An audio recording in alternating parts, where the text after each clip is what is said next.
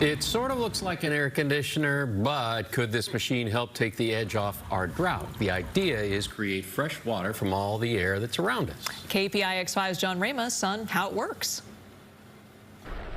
We wouldn't have to worry about the drought if we could just get water from the sea. But what most people don't realize is that we walk around surrounded by a vast ocean of fresh water every day.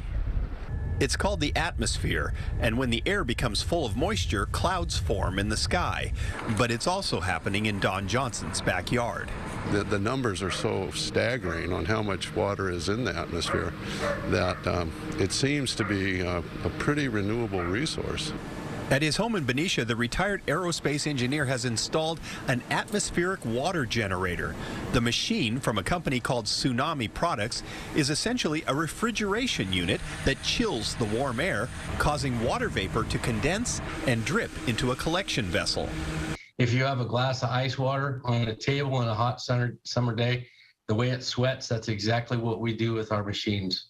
Depending on weather conditions, Johnson figures his machine produces about 60 gallons of water per day on average, enough to supply the essential needs of him and his wife.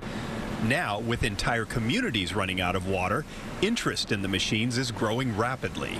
In the last 6 months, we've done more business than we have in 3.5 years prior. It's been incredible. But it's hardly a solution to the drought, says Dr. Helen Dalka, a hydrologic scientist at UC Davis. California needs far more water than the machines can produce, and then there's the cost, almost $30,000 for a household unit. So they're not necessarily cheap. And the other question is the electricity or power consumption of these units.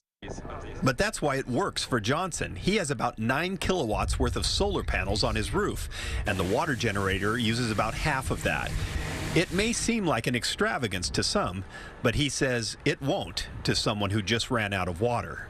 It may not have been feasible in the past, it may not have been economically viable, but how much is a glass of water worth when you turn on the tap and nothing comes out? In Benicia, John Ramos, KPIX5.